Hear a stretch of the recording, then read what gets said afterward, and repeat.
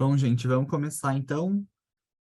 Primeiramente, bom dia. Eu sou o Thiago, eu faço parte da comissão organizadora do 31º encontro da BPMC e hoje eu vou estar aqui, mediando esse evento. Então, qualquer dificuldade, qualquer dúvida que vocês tenham, podem entrar em contato comigo. Então, hoje a gente vai ter o pré-evento, que a gente vai exibir a palestra do ano passado da BPMC, da Maria Helena Hunziker, que foi sobre aspectos controversos sobre controle aversivo e coerção. Então, primeiramente, a gente vai exibir a fala dela do ano passado, e aí depois ela vai estar aqui junto com a gente para debater sobre o que ela falou ano passado. A gente ia ter a participação também da professora doutora Giovana Munhoz, mas ela, infelizmente, não vai poder estar com a gente hoje, né? Então, vai ser a Maria Helena falando sobre a palestra dela. Depois desse espaço, de debate, a ideia é que vocês participem também, então se vocês tiverem dúvidas, alguma coisa que ela falou na palestra ali que não ficou claro, talvez, ou qualquer outro tipo de, de dúvidas que vocês tenham, podem abrir o microfone, perguntar no chat, e aí a ideia é que seja mais uma conversa mesmo do que uma nova palestra, esse segundo momento. Então, vou apresentar ela para vocês, a Maria Helena Leite Hunziker, conhecida também como Tatu, mais conhecida como Tatu, na verdade.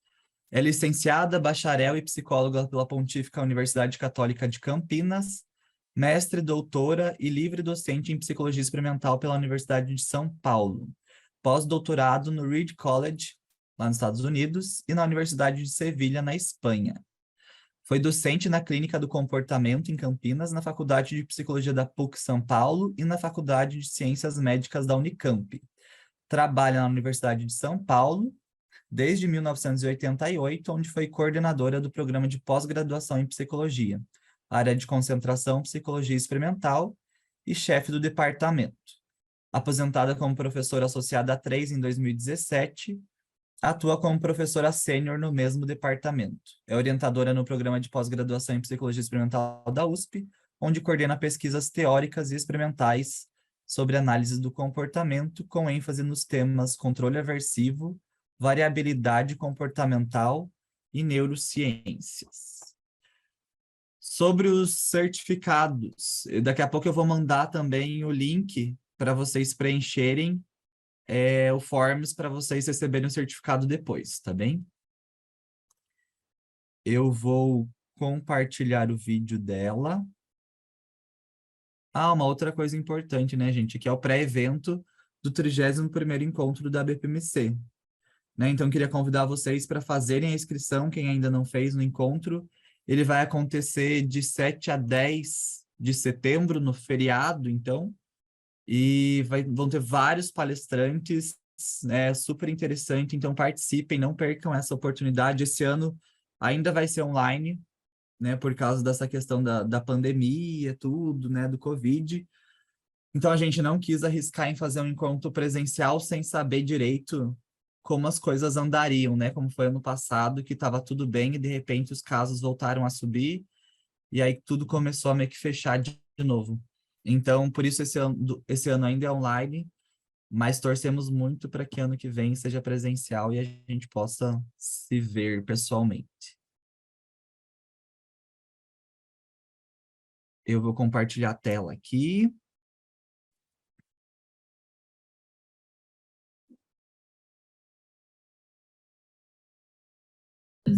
Jovens, participando, assistindo muito, que eu acho que é fundamental. E eu vou trazer sempre a gente estar encontrando, mesmo que seja... Foi, gente? Vocês estão vendo o vídeo? Estão escutando?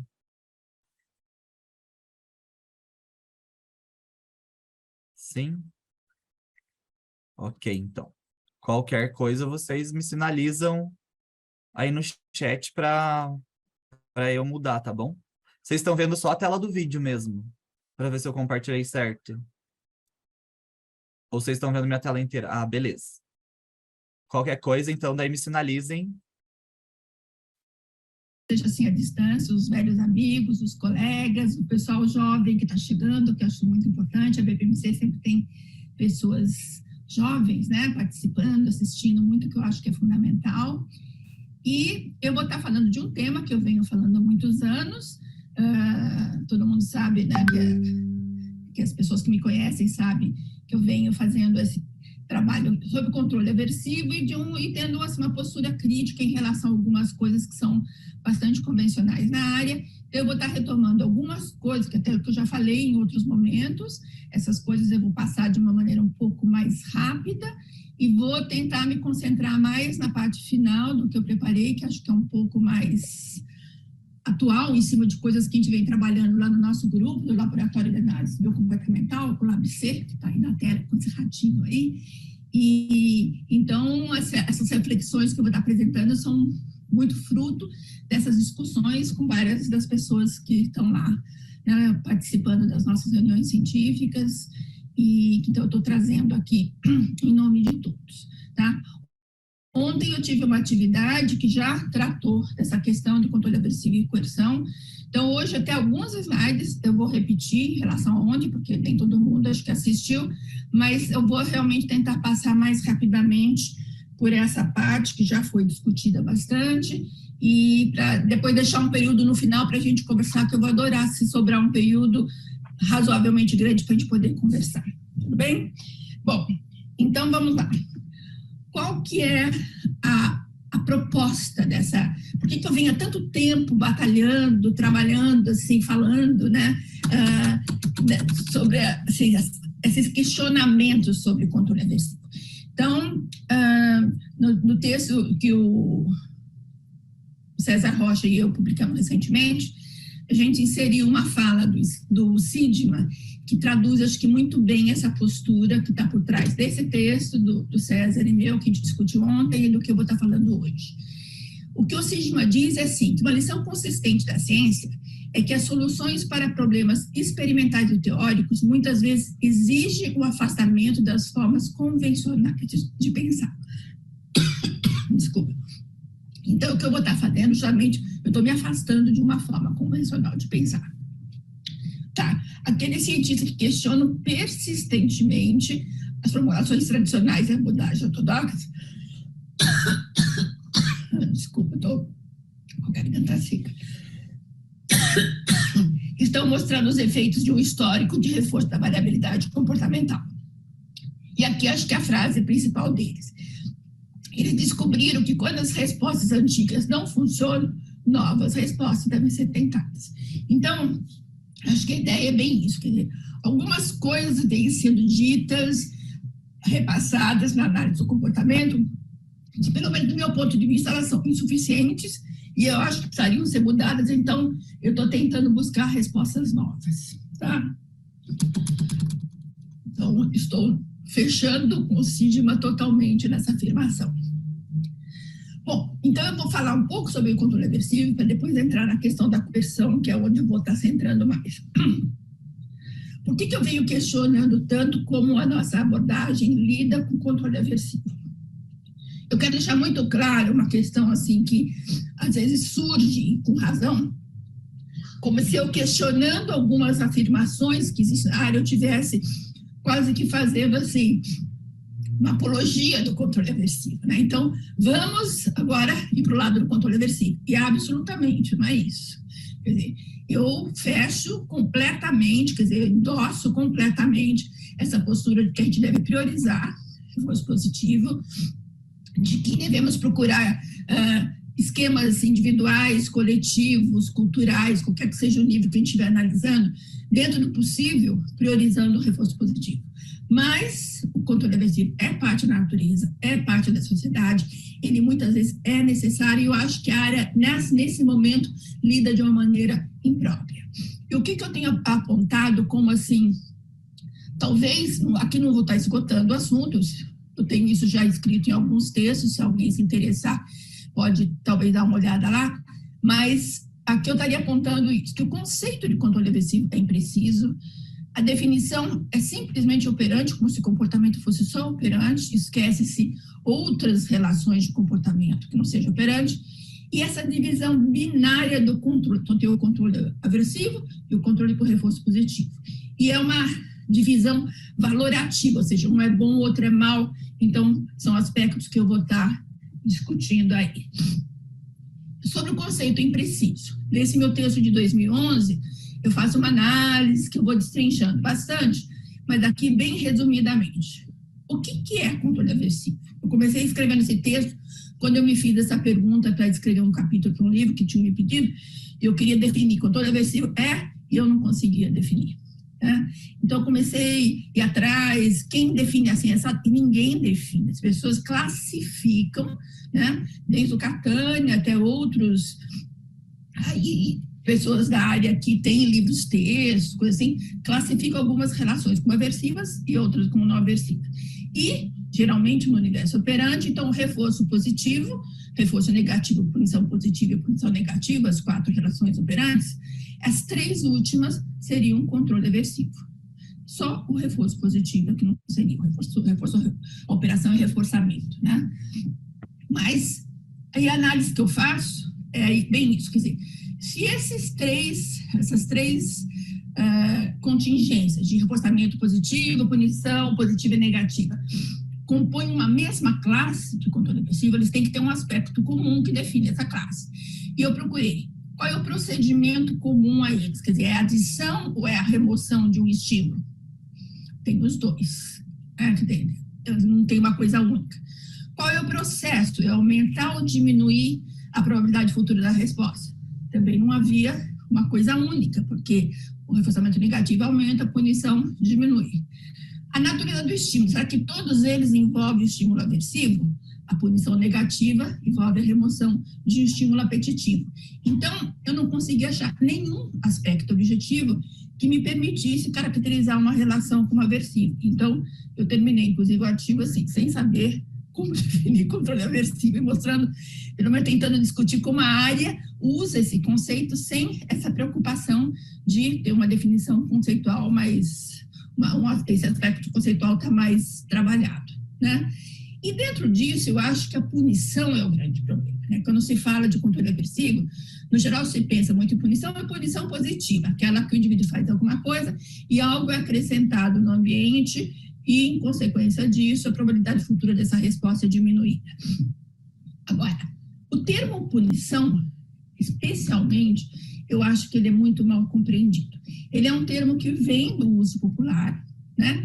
E no uso popular, punição sempre está associado com castigo, com coisas muito brutais, geralmente muito autoritárias. Quer dizer, tem uma conotação, punição já tem uma conotação negativa, de sofrimento, de dor, de várias coisas assim. E, na realidade, não é esse o significado que o termo punição tem tecnicamente para nós, tá? Então, por exemplo, a topografia, eu posso ter topografias das mais diversas em relações de punição.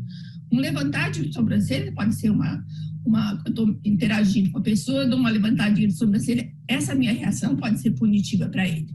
Ou seja, aquilo que ele estava fazendo e que eu levantei a sobrancelha vai ser menos provável de ocorrer novamente. Às vezes, um silêncio pode ser uma consequência punitiva. Um feedback de erro que a gente usa assim, e precisa e é necessário ser usado no ensino, eu mostrar quando houve erro na situação educacional, isso daí visa diminuir a probabilidade de respostas que foram consequenciadas com esse feedback de erro, com isso que está errado, não é por aí. Tudo isso são relações de punição. E são relações muito saudáveis, digamos assim, necessárias. Mas, no geral, as pessoas falam, mas isso não é punição. Não, isso não é punição no senso comum, mas é punição do ponto de vista de como nós definimos tecnicamente essa relação. Uma relação de consequenciação diminui a probabilidade futura daquela resposta, né? O objetivo também de quem está punindo, né, no senso comum, geralmente é uma coisa quase que de realmente estar lá machucando, estar lá impondo a sua vontade, uma coisa meio tirânica, e não necessariamente. Quer dizer, numa relação educacional, eu diminuir a probabilidade de algumas respostas, aumentar outras, e essa diminuição da probabilidade de algumas respostas que estão sendo emitidas é punição, por princípio. né? A questão ética, a mesma coisa, quer dizer, quem se beneficia com isso? Quando eu ensino uma criança que ela não deve atravessar correndo uma rua sem olhar para os lados, então esse comportamento de diminuir de frequência é extremamente necessário para a sobrevivência dela. E assim vai.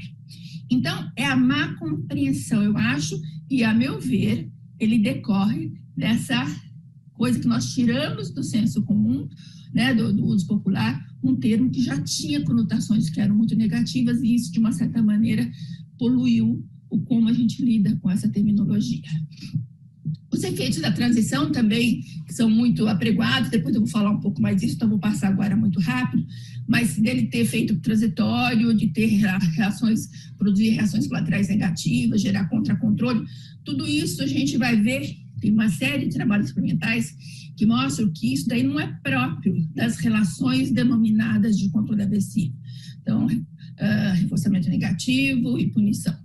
Ela também pode ocorrer em relações de reforçamento positivo, né? E, na realidade, a gente vai ver que o que geralmente acontece nessas afirmações, mas punição não funciona, o comportamento depois volta, isso aí decorre de uma análise insuficiente do que está mantendo o comportamento e de onde você está alterando, né? Que consequências você está alterando, você está alterando algumas, mas talvez não outras, não atento para que contingências concorrentes estão existentes para comportamentos que são, assim, opostos a esse, ou vão na mesma direção desse. Então, no geral, essas críticas decorrem muito mais de uma análise imprecisa, né? Das contingências em geral. E aqui, quanto à classificação apenas operante, também vou passar muito rapidamente, nesse meu artigo de 2011 eu detalho um pouco mais, que tem uma série de processos comportamentais, relações comportamentais, que são sabidamente denominadas como aversivas, embora não esteja classificada naqueles 4 operantes, mas quando eu falo de dor, quando eu falo de medo, de fobia, ansiedade, agressão induzida, vários estudos têm agressão induzida por estímulos aversivos, então tudo isso entra num universo que envolve, de alguma maneira, aspectos que a gente pode denominar de aversivos, e no geral a classificação de controle aversivo fica restrita apenas aos operantes, e eu acho que isso limita muito a análise que a gente pode fazer, né? E também chamar atenção para a extinção operante, que no geral é vista assim, extinção é nada, né? É um reforçamento que existia, que não existe mais. Mas não é nada. Eu deixar de ter uma coisa que eu já tive é muito diferente de eu não ter essa coisa, simplesmente. Então, é a perda. A perda é uma situação muito aversiva. Então, tem muitos estudos que mostram a extrema aversividade dessa condição de extinção e que também, frequentemente, não entra naquela classificação usual sobre controle aversivo. A divisão binária valorativa, para mim, talvez seja o ponto mais crítico, né? O que é esse binária valorativa? Binário que eu tenho como se fossem 2 times, né? Eu tenho um reforçamento positivo e as outras operações e processos. E reforçamento positivo é considerado bom e o controle aversivo é considerado ruim. Até uma vez eu brinquei num congresso com eu trouxe de volta esse slide, que é como se esse controle para o reforço positivo fosse só aquele carneirinho lindinho, gracinha, do bem, que leva a felicidade, liberdade, tem todas as justificativas éticas do mundo e tal, e o controle aversivo é aquele lobo faminto, né, maldoso, que tem todas aquelas conotações que, no geral, se apontam de produzir só efeito transitório, então não justifica eticamente eu manter uma coisa que não se sustenta, que produz coerção, que depois a gente vai detalhar, contra-controle, respostas emocionais, e conclui-se que ele é totalmente antiético, por isso não seria aceitável. O que eu diria é que tudo isso acontece, quer dizer, várias contingências estão relacionadas com liberdade, felicidade, com coerção, com contra-controle, tudo isso, mas não é essa relação direta que a nossa área estabelece, que decorre de ser reforçamento positivo, controle aversivo. Eu acho que não se justifica. Eu espero que mais para frente isso aí fique mais ainda justificado. Eu não sou a única, obviamente, né, que falo isso, quer dizer, nós temos, no Brasil, eu e o Marcos Bentes, fazemos uma dupla de há muitos anos, estamos batalhando nessa direção de dar essa releitura sobre o controle aversivo, se repensar alguns conceitos que estão aí muito difundidos, né? E alguns preconceitos, eu diria até, que estão muito difundidos, né? Mas na literatura internacional também há muita coisa nesse sentido. Então, tem vários autores que discutem algumas afirmações, por exemplo, sobre o efeito transitório da punição e outras afirmações sobre o controle aversivo, elas não são compatíveis com muitos dados experimentais. Então, alguns dados mostram para esse lado, mas outros dados mostram por outro. Então, que tem muito para ser investigado, não basta eu pegar um trabalho que fala, olha, como aqui a punição teve efeito transitório e sair generalizando que punição tem efeito transitório. Então, há outros trabalhos, por exemplo, esse do Boulder Church, que ele faz uma replicação de um trabalho do Skinner que apontava efeito transitório e mostra que não tem efeito transitório quando alguns controles experimentais são aprimorados, né? O Rose Wasserman também, no seu capítulo sobre punição, que tem 61, isso daqui tudo eu vou estar depois dando no final as referências, tá, pessoal? Eles apontam várias combinações de contingências, várias circunstâncias em que a punição é usada e que ela pode ter efeito transitório e outras que ela pode ter um efeito muito duradouro. Tá? Então, a depender do uso, digamos, aplicado, isso, o uso humano da punição, são dados que são extremamente úteis para, se for necessário, o uso de alguma contingência que diminua a probabilidade de alguns comportamentos se repetirem, né? Só a punição faz isso. Então, como que isso deveria ser feito para que seja eficaz, seja com a menor intensidade possível, menor duração possível, maior eficiência possível, e assim vai. Então, essas afirmações muito categóricas, não funciona, só faz mal, é antiético, não é muito compatível com os dados experimentais. Tem também o trabalho do Jack Michael, que também eu não vou me alongar nele, mas que é uma análise lógica muito bem feita, né, quer dizer, num nível mais teórico, conceitual, de como talvez essas denominações do positivo e negativo, da operação, ou seja, da adição ou remoção do estímulo, muitas vezes ela é imprecisa e talvez até desnecessária. Isso aí gerou muitas discussões na literatura com grandes pesquisadores e é uma tese que nem todos abraçam, o que mostra que tem muita sutileza nessa análise, que tem muita coisa que precisa ser analisada e reanalisada. Então, mais uma vez, afirmações muito categóricas são complicadas. O Heinlein também, ele faz toda uma análise para mostrar que não há dois tipos de controle, então, aquele olhar binário que eu falei para vocês, reforçamento positivo, e os outros, né, que teria o controle aversivo, pelo menos no nível operante, que ele acha que é completamente inadequada essa divisão em dois tipos de controle. O Peroni faz uma análise, vai um pouco mais à frente disso, quando ele mostra que contingências de reforçamento positivo podem ter funções aversivas também. Então, quer dizer, a coisa não é ou é reforçamento positivo ou é controle aversivo. Muitas vezes as coisas se misturam, coexistem dentro de uma mesma contingência. Ela pode ser reforçadora para um aspecto e ser punidora para outro, por exemplo. Então, esse texto do Peroni, para quem tiver curiosidade nesse tema, ele é muito bom mesmo. Bom, mais uma vez retomando aquele meu texto de 2011, e que eu falo que não tem critério objetivo para você definir controle aversivo. Então, como fazer essa divisão assim, tão fragmentada, se eu nem consigo objetivamente definir o que é essa classe de respostas aí. Eu trouxe aqui só para vocês verem que de onde eu estou tirando muitas dessas coisas, quem são as pessoas que estão me amparando, me inspirando muitas vezes nessas reflexões, né? São pesquisadores aí bastante conhecidos. E o Peroni, por exemplo, nesse texto que eu falei para vocês, ele tem um trechinho que fala assim, textualmente, né? É impossível construir um sistema comportamental livre de controle aversivo. Ele vai mostrando por A mais B, com dados mentais, dizendo que não dá para existir um sistema comportamental sem controle aversivo. As formas de controle comportamental, que chamamos de positivas e negativas, aqui o positivo e negativo é no sentido de bom e mal, não de adição e remoção, tá? Estão inexoravelmente ligadas, então elas coexistem.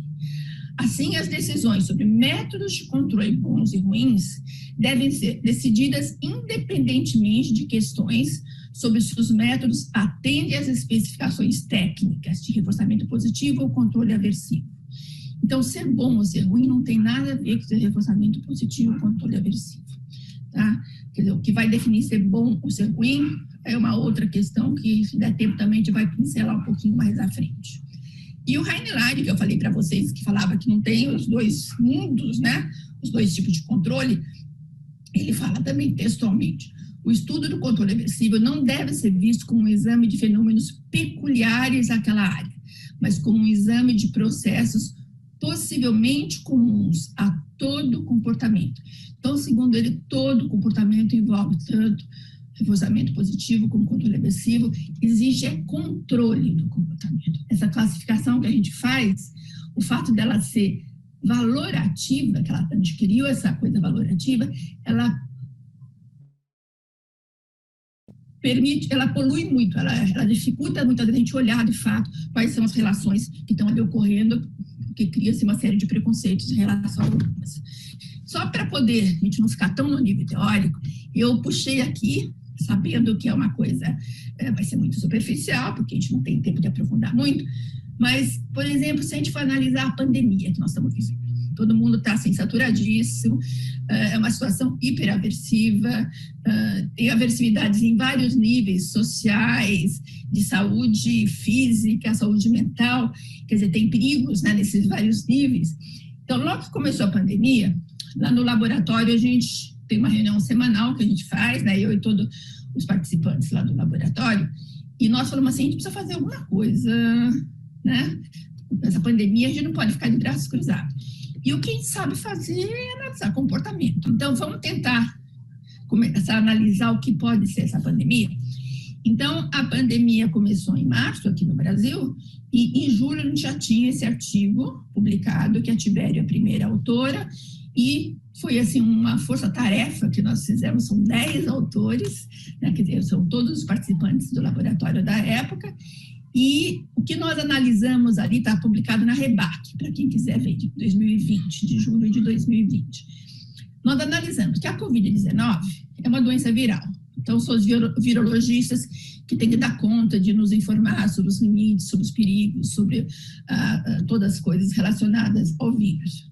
Mas a pandemia, ela é um fenômeno comportamental. A transmissão do vírus depende de comportamento. Então, aí é um universo nosso, que nós temos muito para contribuir. E, a grosso modo, quer dizer, começamos do mais geral, depois a gente pode ir refinando bastante, não vai ser o caso aqui, que não vai dar tempo, mas, basicamente, a gente tem que ter um comportamento de prevenção. Prevenir-se é o comportamento máximo que a gente precisa numa fase de pandemia. E prevenir-se o que é? Esquiva. Eu tenho que ter comportamentos de esquiva, tem que evitar o contato com o S, que é o vírus, né, o estímulo incondicionado, e como ele é invisível, não perceptível, a gente tem que ter uma série de CS associados a ele para a gente se comportar em função desses CS, evitando, né, por tabela, esse S, que é o vírus. Então, é uma esquiva condicionada e que é importante que seja instalada. É importante que existam políticas que instalem CS aversivos, certo? Porque senão as pessoas não se previnem, né? E, então, é a típica situação de que uma contingência aversiva, ela é indispensável para a sobrevivência. A nossa sobrevivência como grupo social, como indivíduos, é a gente se prevenir contra a pandemia, né, contra o vírus, né?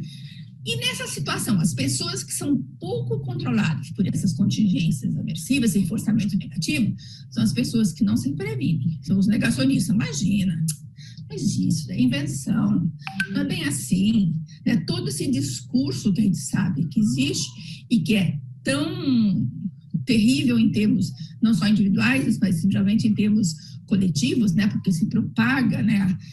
Cria chance para a pandemia se propagar muito mais, é por falta do controle por reforçamento negativo. Então, a falta do controle aversivo aí está sendo extremamente daninha, né, nesse momento. Então, quer dizer, eu acho que a pandemia nos dá um exemplo de uma situação que o controle aversivo é indispensável para que a gente possa sobreviver e sobreviver sem sequelas, sobreviver mantendo minimamente uma série de coisas que são importantes nas nossas vidas. Claro que tem N desdobramentos disso, que não é o nosso objetivo aqui. Quem quiser, nós tentamos analisar uma série de questões, inclusive o papel da mídia, o papel do comportamento controlado por regras, tudo isso está nesse artigo aí, se alguém quiser, pode acessar. Agora, a grande questão é, o controle aversivo implica em coerção? Quer dizer, será que necessariamente, quando a gente está falando em controle aversivo, a gente está falando em coerção? E coerção é aquele bicho-papão, assim, né? Aquele lobo ali, daquela figura que eu trouxe. A coerção teria muito mais aquela cara do que um carteirinho, certo? Quer dizer, a coerção é uma coisa que implica em opressão, implica em abuso, implica de uma série de coisas. Então, a resposta a essa pergunta é: no senso comum, coerção é sinônimo de opressão, tá? Agora, cientificamente, do nosso ponto de vista analítico comportamental, se controle aversivo for sinônimo de coerção, então controle aversivo é sinônimo de opressão, né? Então, sempre que a gente estiver usando qualquer contingência, com alta ou baixa magnitude, não importa qual, a gente vai estar lidando com vários níveis de coerção, vários níveis de opressão. Se eu falar controle aversivo não tem essa relação direta com coerção, então a gente pode esquecer esse lado da opressão, que é uma coisa realmente que todo mundo, acho que batalha contra, ninguém luta por um mundo cheio de opressão, por relações opressivas e coisas do tipo. Isso aí não tem essa relação direta com controle aversivo. Só que na nossa área, muitas vezes essas coisas se misturam. E se misturam porque alguns pesquisadores fizeram essa identificação. Então, vamos lá. Eu peguei aqui 3 proposições sobre coerção de analistas do comportamento, análises muito, assim, precisas, publicadas em periódicos ou outros veículos, assim, extremamente confiáveis, e que, livros ou periódicos, né, mas de pessoas que têm uma respeitabilidade pelo seu trabalho como analista do comportamento. Então, o nosso velho amigo Sidman, né, que todo mundo conhece, esse livro dele sobre coerção de 89, às vezes quase uma bíblia para várias pessoas, que é aquela seguido ponto a ponto, e o Sidman diz que sim, controle aversivo é sinônimo de coerção. Porém, o Golddiamond e a Goltz, são 2 autores, outros autores, eles fazem análises muito interessantes sobre a coerção, sem nem citar a palavra aversivo. Então, veja que não é uma unanimidade na área, embora o Sidman seja muito mais divulgado, muito mais conhecido, e muitas pessoas usam como se fosse a análise sobre coerção, a única possível, ou a única existente, não é verdade. Então, o Golddiamond, inclusive, ele é bem anterior ao Sidman, ele é de 76. Eu pus aqui nessa ordem porque o Sidman é o mais conhecido, eu quis começar por ele, tá? Mas ele enfatiza que coerção tem a ver com alternativas de escolha, e a Goltz também faz uma coisa mais ou menos assim. Então, o que o Sidman resumidamente fala? Ele fala que coerção não é sinônimo de controle de comportamento, que várias pessoas que não entendem muito de análise de comportamento acham que a hora que a gente usa a palavra controle, nós estamos necessariamente falando já em coerção. Não, ele detalha muito bem a distinção entre controle em si e coerção. Mas ele fala, um tipo de controle sempre é coercitivo, que é o controle aversivo, tá? Então, se coerção está identificado com opressão, controle aversivo seria opressivo, e nesse sentido, obviamente, deve ser evitado, né? Ele textualmente diz que o controle por reforçamento positivo não é coercitivo. A coerção entra em cena quando nossas ações são controladas por reforçamento negativo ou punição. E que o reforçamento positivo é a única forma eticamente aceitável de controle do comportamento. Então, aqui ele está fundamentando aquela divisão binária valorativa que a gente falou anteriormente. E muito interessante tem a questão da privação. Frequentemente envolve privação, e privação é uma condição muito desagradável, muito, se o indivíduo puder evitar, ele evita, então ela é aversiva. E como é que concilia isso? né, do reforço positivo nunca ser coercitivo. E fala, não, se tiver privação, assim, imposta, né, e que seja de uma magnitude que seja relevante para o indivíduo, isso aí está estabelecendo um reforçamento negativo. Então, não é mais reforçamento positivo, mas é reforçamento negativo. Ele é um nó em pingo d'água aí para resolver uma coisa que eu acho que outros problemas foram criados com isso, depois a gente vai ver mais para frente. O Gold Diamond, ele já nem olha para o lado de pensar em coerção, ser reforçamento positivo. Ele faz uma série de análises sobre liberdade e coerção, que ele coloca como sendo opostas, e ele fala que coerção, ou a liberdade e a coerção, que são, né, extremos opostos de um mesmo contínuo, tem a ver com alternativas de escolha. Quanto mais alternativas de escolha eu tenho, mais liberdade eu tenho, menos alternativas eu sou mais coagido, tenho mais coerção. E ele dá uma qualificação para essa escolha. Ele fala escolhas genuínas. O que seriam escolhas genuínas? Seria a probabilidade que tais escolhas forneçam acesso a consequências cruciais. Ou seja, eu possibilito escolha, mas escolhas cujas consequências são importantes, relevantes para esse indivíduo. Eu posso dar, assim, 10 escolhas para ele que fornecem consequências que não têm a menor relevância na vida dele. Isso não é uma situação de escolha genuína. Da mesma forma, o indivíduo tem que ter as habilidades necessárias para produzir aquelas consequências. Eu posso estabelecer contingências que são lindas, maravilhosas, mas o indivíduo não tem um repertório para poder chegar a atingir aquela consequência. Então, também isso não é uma escolha genuína, é uma escolha, né, assim, só para inglês ver, né? E oportunidades disponíveis no contexto de escolha. Eu coloco a escolha e dou as oportunidades para ele efetivamente executar o que precisa para aqui. Então, ele fala de escolha, com essas propriedades aí que são indispensáveis para que sejam escolhas reais.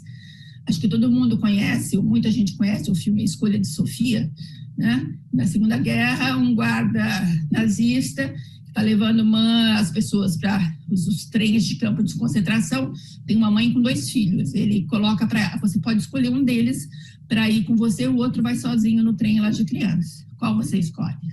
Quer dizer, é uma escolha que não tem nada de genuína, né? Quer dizer, qualquer escolha que ela fizesse seria, assim, trágico para ela, não é uma escolha genuína isso daí.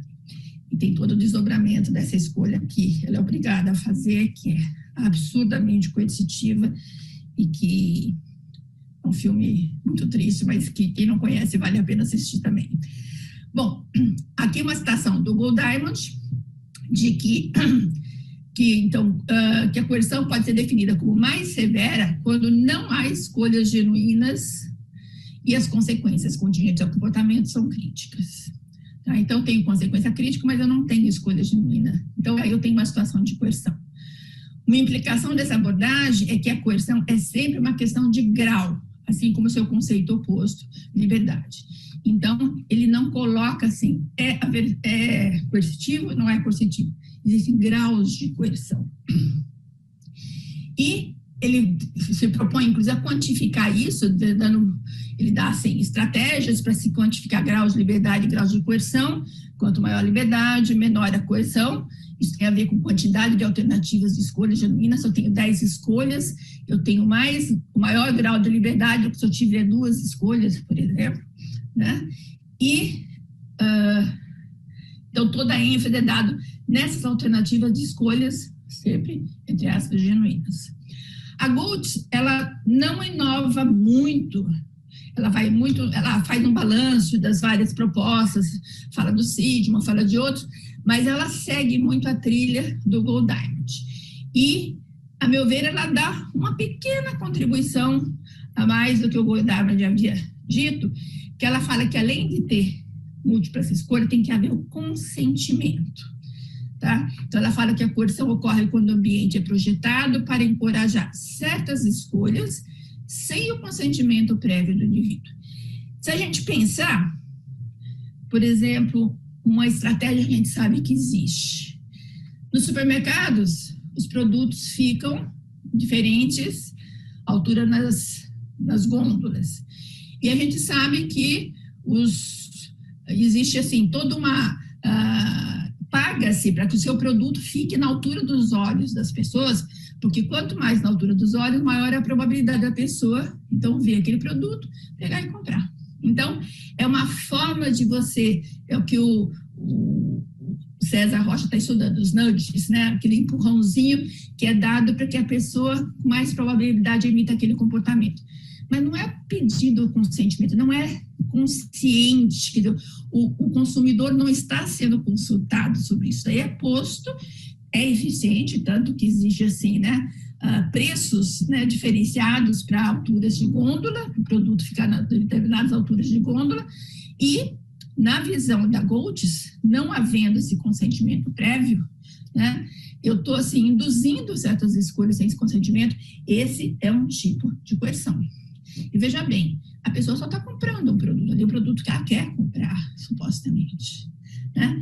Mas, então, nós não estamos passando por nada das contingências efetivas, estamos passando por outra natureza de relação. Tem as vantagens, acho que claras, de focar, do meu ponto de vista, pelo menos, claras, de focar a análise da coerção na escolha e não no controle aversivo, bom, por tudo que a gente já falou. E agora acho que entra o ponto que eu acho que é muito importante. É uma questão ética que o Golddiamond traz muito bem e que ontem na nossa discussão surgiu assim, questionamentos que não deu tempo de conversar mais. Quem sabe hoje a gente consegue até conversar mais. E que eu acho que de fato é muito sério. Ele fala assim, todas as atividades opostas à sobrevivência podem ser consideradas coercitivas. A questão nunca é coerção versus não coerção. A questão é a quantidade e o tipo de coerção que estamos dispostos a aceitar e as proteções contra abusos que estabelecemos. Todos esses grifos e destaques são meus, tá? Bom, veja bem, tem a questão, acho que aqui é, primeiro, eu não tenho coerção versus não coerção. Então, é uma análise muito mais sofisticada do que aquela análise que vinha lá de trás. Isso é coerção, isso não é coerção. Tá? As coisas acontecem em graus. Tá? Como a vida é feita de escolhas, sempre eu posso estar exposto a algum tipo de coerção. Algum tipo de situação de escolha que eu não tenho muitas alternativas. Agora, a questão, então, não é ver se eu estou submetido a uma coerção, não. Tem graus e graus de coerção, né? E quanto que eu estou disposto a aceitar, qual é o grau, qual é a quantidade, qual é a condição, e o que eu posso fazer para me proteger contra abusos de quem estabelece as contingências, né? Que podem ser mais ou menos coercitivas. Então, a pergunta ontem foi, que eu acho que é que deve ser mesmo, quem que diz quanto que a gente pode aceitar? Quem que diz até aqui esse nível de coerção é aceitável ou não? Então, vamos tentar, é aí que eu quero entrar um pouco mais com vocês numa análise, partindo então dessas 3 concepções que eu apresentei, a do Golddiamond é que me chega mais perto, embora eu acho que ela também não esteja completa, mas que eu acho que ela dá margem para a gente caminhar e abrir alguns caminhos, e que do meu ponto de vista eu ainda estou tateando, tá bom? Estou trazendo para vocês reflexões, dúvidas, algumas coisas que eu consegui elaborar, mas que está tudo ainda em aberto e que por isso que eu acho muito importante se a gente puder discutir. Primeira questão que eu tenho com essa proposta do Golddiamond, por mais interessante que ela seja, será que coerção é mesmo oposto de liberdade? Conceitualmente falando. Claro que existem várias conceituações de liberdade. A Carol Laurenti tem assim, um texto junto com uma outra moça, que no momento eu não me lembro o nome, mas que elas discutem, por exemplo, um autor que elabora os vários tipos de liberdade, vários conceitos de liberdade, fala em liberdade positiva, liberdade negativa, que eu não vou entrar nisso aqui. Mas assim como posso pensar liberdade de várias formas, que não tem uma única forma de eu pensar liberdade, né? No geral, quando eu falo em falta de liberdade, então seria o oposto de liberdade, eu penso que é eu não poder fazer o que eu quero. Aí eu não tenho liberdade porque eu queria fazer isso, mas eu não tenho liberdade para fazer, eu não posso fazer o que eu quero. E já a coerção, pessoalmente, é uma coisa minha, tá? Eu acho que ela não é não poder fazer o que eu quero, mas eu ser obrigada a fazer o que eu não quero. Quando eu sou coagida, eu faço aquilo contra a minha vontade. Isso é a sensação de coerção que, pelo menos, o meu idioma, a minha cultura, de uma certa maneira, me ensinou. Então, é isso que a gente teria que pensar, colocar isso em termos de análise de contingência, o que significa ser obrigada a fazer o que eu não quero. Outra questão que eu tenho é, ter muitas alternativas de escolha garante que não exista coerção? Eu também acho que não basta falar só em quantidade, porque eu posso ter 10 escolhas possíveis, nenhuma delas a que eu queria, a que eu gostaria, a que me convence, a que me atrai. Tá? Como a escolha de Sofia, que é o exemplo que eu dei para vocês, ela tinha 2 alternativas, não era só uma. Então, não era um extremo, eu falei, vou levar os seus filhos e ponto. Não. Você até pode ficar com o filho com você, mas você tem que escolher qual que vai embora. Lá para o vagão das crianças, que vai para o campo de concentração. Então, ter muitas alternativas, acho que não necessariamente ele envolve pouca coerção. E eu usei aqui, eu estou usando aqui, talvez assim, de uma forma meio temerária, mas que eu achei que cabia, falar em desejo. Quer dizer, se as alternativas forem contrárias ao meu desejo, eu posso ter 200 alternativas e nem por isso eu me sinto melhor. Tá? Claro que valeria uma discussão longa, que eu não, depois você pode ver se abre um pouco, mas o que é esse desejo? Quer dizer, quando eu falo que eu tenho desejo, assim, eu identifico o que me reforça muito. Então, se essas alternativas não me disponibilizam consequências que efetivamente me reforçam, não são alternativas genuínas, não são alternativas, não é a quantidade de alternativas que vai me fazer ter essa sensação de não coerção. E o oposto, será que quando eu tenho uma única alternativa, necessariamente eu estou numa situação de coerção? Também usando o desejo, se aquela única alternativa propicia exatamente aquilo que eu estava querendo, eu não me sinto coagida. Então, assim, se eu quero casar com o João e meus pais me dizem, você pode casar com o João, é a única alternativa que você tem, eu vou achar o máximo, certo? Então, não é a questão da quantidade. Então, ver como essas coisas têm que vir dentro de um contexto mais amplo que vai se complementando, Aqui eu estou retomando uma análise que eu fiz em 2018, numa BPMC, que nós realizamos um SICA, o Marcos Bentes e eu realizamos um SICA, discutindo várias coisas, que lá eu já comecei a discutir a questão da coerção. Então, eu vou trazer algumas reflexões daquela época que se juntam nisso tudo que eu estou falando. Primeira coisa, do meu ponto de vista, e acho que da maioria desses pesquisadores também, coerção envolve comportamento social. Nós não estamos falando de coerção do universo me coagindo, da natureza me coagindo, tá? Estou falando de relação entre pessoas, E essas relações, eu entendo o comportamento social, relação com a mesma espécie e com outras espécies. Tá? Isso aí eu sei que é uma coisa que é questionável, mas eu, pessoalmente, eu acho que envolve, quando eu estou me relacionando com outros animais, isso aí envolve uma relação social, porque o comportamento de um está interferindo muito no comportamento de outro. No caso, assim, vamos pensar numa comunidade, uma cultura nossa, humana, eu acho que um ponto sempre muito crítico, se analisar comportamento de cultura, comportamento social, com relação entre pessoas e tal, é que existe o eu e os outros. Todos estão ali dentro do mesmo pacote, se relacionando, se interferindo mutuamente, o que um faz afeta o outro afeta um, e assim vai, mas cada um é o seu eu, existe eu e os outros. E aí, as contingências conflitantes que existem entre o eu e os outros. Muitas vezes o meu comportamento ele é muito benéfico para mim, mas ele é prejudicial para o grupo, ou pelo menos não é benéfico para o grupo. Alguns comportamentos são muito benéficos para o grupo, mas me prejudicam, são prejudiciais a mim. E como é que fica essa relação, esse conflito entre eu e os outros? Acho que isso que a sociologia vem estudando, que várias ciências estudam, e que a gente, querendo entrar nessa área de contingências culturais, contingências sociais, necessariamente a gente tem que estar investigando.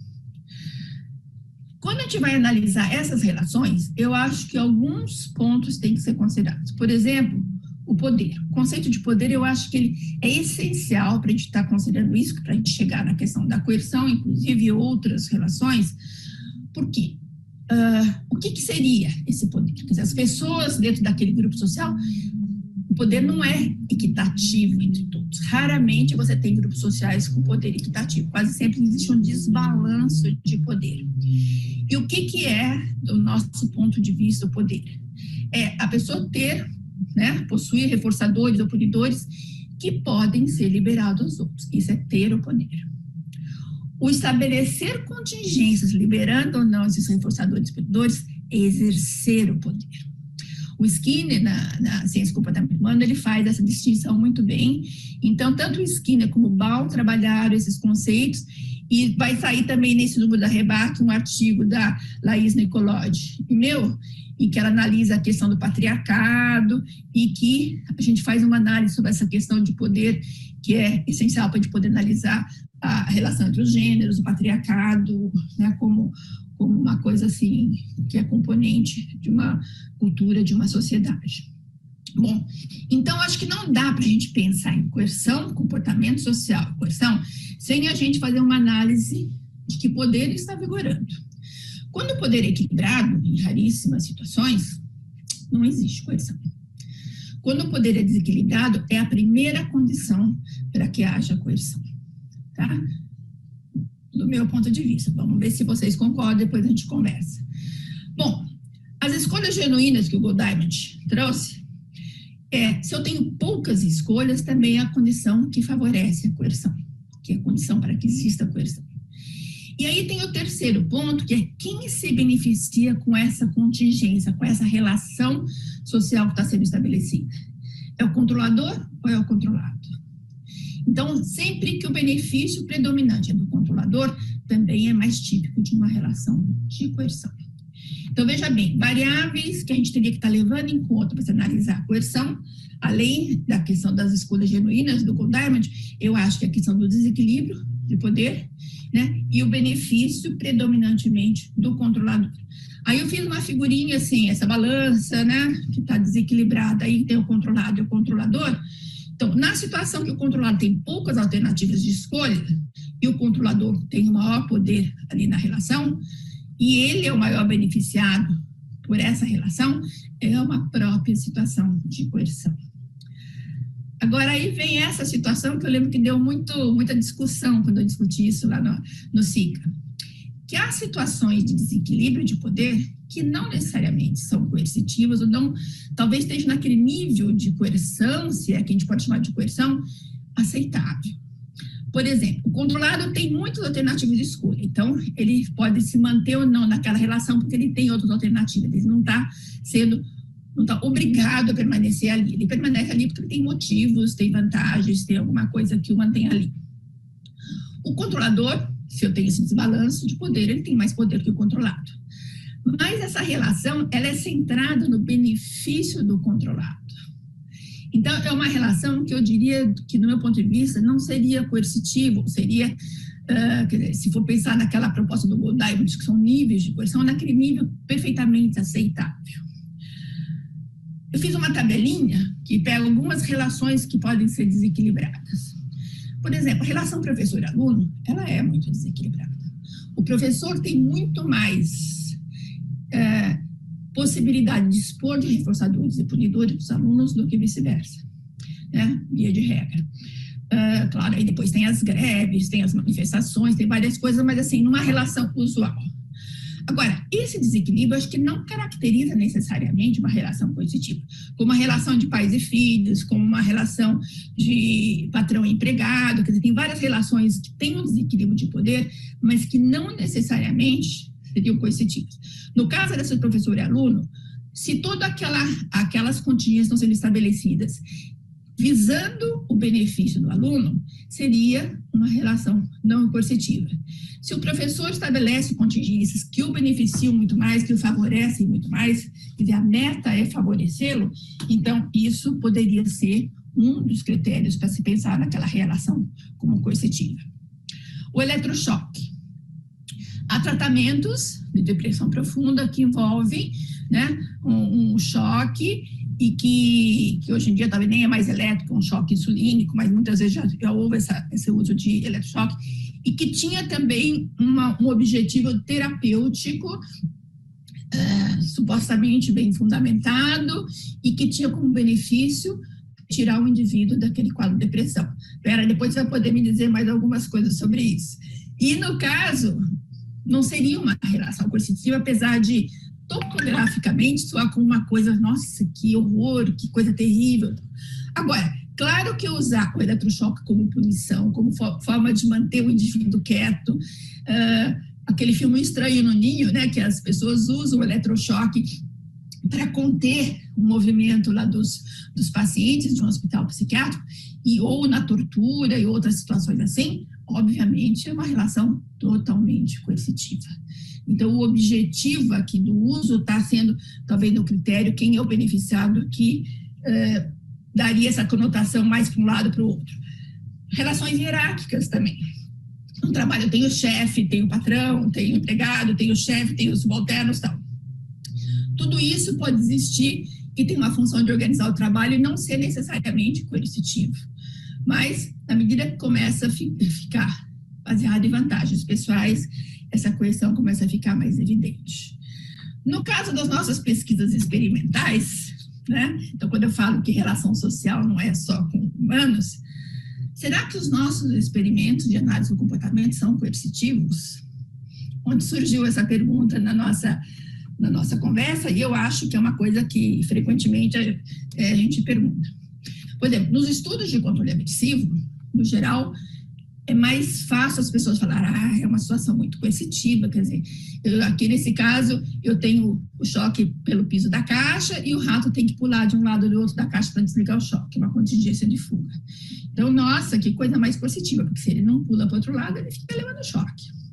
Ainda mais choque, já remete para tortura, remete coisa assim, as pessoas olham assim com uma certa, né, com certo horror, assim, como se fosse notório que isso fosse coercitivo. Agora, o nosso rato privado de água, muitas horas, para que a liberação da água contingente ao que ele faz, possa ter a função de reforçador positivo. Ele também não tem escolha. Ou ele aperta a barra, ou ele fica sem água. A água é uma consequência vital necessária para ele. Está dentro daquela definição do Gold Diamond das escolhas, né, e das consequências que estão sendo manipuladas. Então, eu entendo que essa situação também é muito coercitiva. Agora, do ponto de vista do rato, se a gente pudesse perguntar para ele, ele pudesse responder, perguntar a gente pode, mas se ele puder responder, é coercitivo? Eu diria, as duas situações são coercitivas. Eu não sei se eu daria algum grau, qual é mais, qual é menos.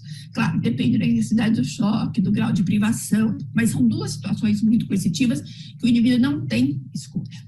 Ou ele faz aquilo, ou ele faz aquilo, né? E por que a gente aceita isso? Quer dizer, quem que decide que isso é aceitável? Então, veja bem, essa é uma situação que nós, pesquisadores de análise do comportamento, mesmo quem não faz pesquisa básica, usufrui dos conhecimentos dessa pesquisa, a gente considera que é um nível aceitável. Então, dentro daquilo que o Gold Diamond falou, qual o nível que é aceitável? A decisão, o que nós temos que decidir até quando a gente aceita, o que a gente aceita. Isso a gente tem aceitado. A nossa área, a nossa comunidade científica tem aceitado que, em nome de produzir um conhecimento que pode gerar uma série de benefícios, eu posso colocar alguns animais numa situação de desconforto temporária, né? Mas que isso daí vai gerar mais benefício do que produz de desconforto para ele. Mas quem que decide? É verdade isso? Quer dizer, essa relação, ela é de fato, ela é estanque, ela é óbvia? Não é óbvia. Claro que depende do grupo que está analisando isso, depende da comunidade científica que está analisando isso, depende da comunidade cultural onde isso está envolvido, depende do momento histórico que a gente está vivendo, depende de uma série de coisas, fazer uma coisa ou outra aceitável ou não. Então, hoje nós temos os comitês de ética, que seriam assim, o grande órgão decisório se é aceitável ou não, esses níveis de coerção que a gente estabelece, e a gente sabe que em alguns ambientes, por exemplo, na Inglaterra, pesquisa com choque foi abolido há muito tempo, né? Mas eles têm pesquisa com outras coisas que, se a gente for analisar, pode ser muito mais daninhas, muito mais aversivas do que o choque. Mas, por algum motivo, o choque ficou em assim, destaque e foi proibido. Aqui no Brasil, há alguns laboratórios de pesquisa que falam, não, eu não trabalho com controle aversivo, não trabalho com choque. Tá? Então, trabalho com reforço positivo, como se reforço positivo não implicasse nenhuma coerção e o choque implicasse coerção. Então, também são graus de coerção que essas pessoas deliberam que até um certo ponto é aceitável, até certo ponto não. Mas veja, isso não é a ciência que vai nos dizer até onde é aceitável, não. É uma deliberação dos grupos que têm contato com esse tipo de relação, né, que vão dar os limites éticos de uma coisa ou outra. Então, aquilo que o Paul Diamond dizia até, é o quanto, é o tipo de coisa, é isso que a gente faz no nosso cotidiano. Esse desenho eu pus aqui só para dizer que se essa relação de poder entre experimentador e sujeito experimental fosse invertida, o Skinner estaria na caixinha lá, apertando a barra para ganhar as suas balinhas, as suas coisas, e o rato está lá analisando, né? Quer dizer, uma brincadeira assim, que acho que faz todo sentido para mostrar que tudo é uma relação de poder, depende de onde está o poder, né? Bom, por fim, voltando à pandemia, né? A gente sabe que a ciência indica os procedimentos de prevenção, e os procedimentos de prevenção envolvem controle aversivo, que envolve esquivas, geralmente, estímulos aversivos condicionados e coisas do tipo. E aí, isso daí norteia, ou deveria nortear, as políticas públicas. Então, nós estamos falando num nível mais agora amplo de políticas públicas. E as políticas públicas, obviamente, pelo menos declaradamente, deveriam priorizar a maior prevenção possível, tanto no nível comportamental como farmacológico. Aí eu peguei alguns exemplos de políticas públicas, não tanto no Brasil, alguns do Brasil, mas alguns fora também, que a gente está vendo aí acontecer, que nós estamos quase que dentro de um experimento. Essa pandemia é quase um experimento mundial que está acontecendo, a gente fica testando uma série de coisas, né? Então, algumas políticas públicas adotaram como procedimento fornecer máscara para aumentar a probabilidade das pessoas usarem máscaras, pagar para o indivíduo ser vacinado. Nos Estados Unidos, atualmente, eles dão $100, né, para quem se vacinar. Isso depois que os que queriam se vacinar se vacinaram, e tem agora aqueles negacionistas da vacina. Então, esses estão sendo, de uma certa maneira, privilegiados, né, que estão ganhando agora para ser vacinado, quando os outros não ganharam nada. Mas, em suma, é um procedimento de pagar para ele se vacinar, ganhar ingresso para show, para jogos de beisebol, várias coisas assim. Num contexto um pouco diferente, tem políticas públicas que adotam procedimentos muito mais punitivos, né? Se você não for vacinado, você vai ser demitido, só pode continuar trabalhando nessa empresa se estiver vacinado, só pode frequentar a universidade se estiver vacinado, pagar multa se tiver, uma época pagava multa se estivesse na rua sem máscara ou aglomerando, coisas do tipo.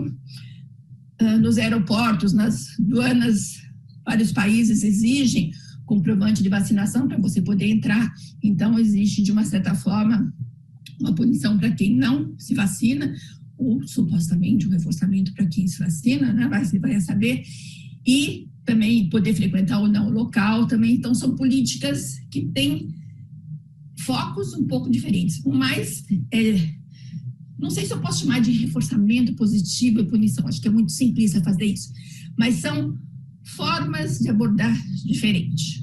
Um, assim, o penalizar a não prevenção, e o outro tentar aumentar a probabilidade da prevenção, né?